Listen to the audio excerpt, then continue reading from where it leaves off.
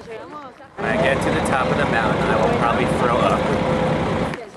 Then John and I will get B'nai Mitzvah. I'm really looking forward to that. As am I. And he will deliver the best speech of all time. Of all time. I'd like to begin by, first name, my Hebrew name is Jonathan. And yesterday Eleanor gave me a lot of information about what that means. I'm best friends with David, who's the king of Israel. In the book Ethics of Our Fathers, they describe real love is one that is unconditional and that is from the heart. And I think that David and me, and David and Jonathan, express that true love. And what they would do is, you know, they would defy their parents and they would always do things together. And I can relate that to my birthright trip here with my brother, Jon and Michael, and I think that means a lot to me.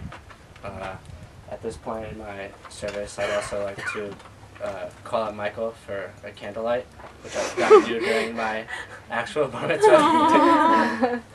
Michael, please come out.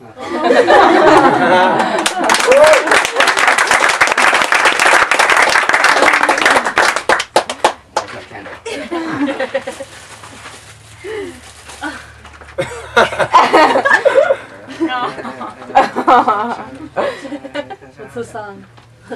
Amen. Amen.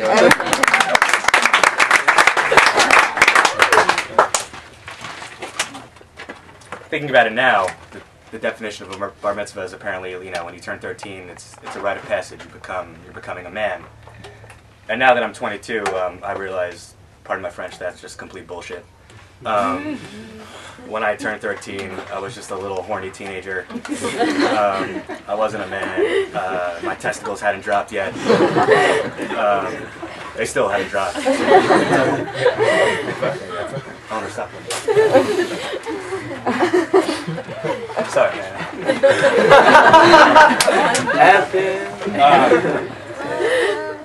But what did happen at my bar mitzvah was I kissed my first girl. She was hot. You can ask Goldberg Annie. Yeah, that was my first real kiss, you know, tongue and all that. But unfortunately, what happened with that was. Is this what we talked about last time? No, not at all. Okay. This is gonna take a while.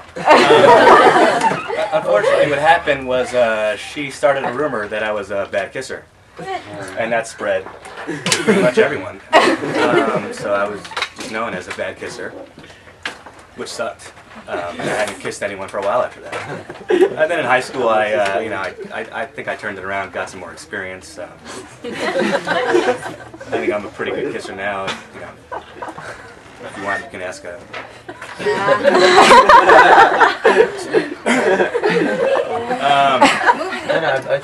He's taking us somewhere. What? No, you got it. Am I not good? No, we're great. with you. You're great. Oh, okay. So yeah, so that was that, and now that was just my bar mitzvah, and now the reason I wanted John and I to do this is because now that we're older, I think it's more significant, and I think now I am a man. Now I'll get to these serious stuff. Some notes I wrote down.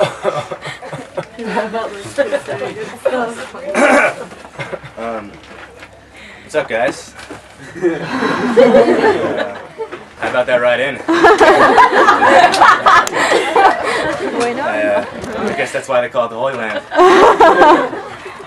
I always considered myself a one-man wolf pack.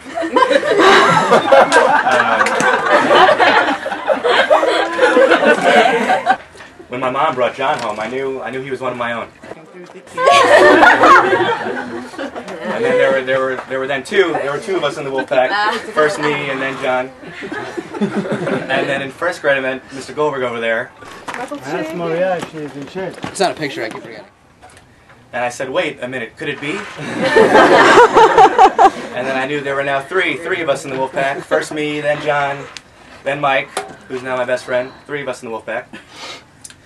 And then I come to Israel now, and I meet 45 of you, my peers and soldiers. And 45 of us roaming the desert together. In desperate search of shawarma and hashish.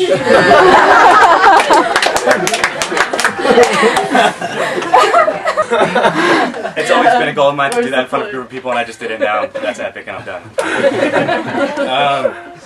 So my Hebrew name is Adam. Yeah, really, yeah, original. And Eleanor and I were speaking last night for a while about it, and it actually does have some connection to me because Adam was the first creation, the first man that was created by God, and Adam, you know, he was a human being. He wasn't perfect, and no human beings are perfect. We're all flawed. And Adam was tempted to bite the apple, and he did. And in reaction to that, he hid from God. He blamed it on the snake, right? The snake, yes. He blamed it on the snake.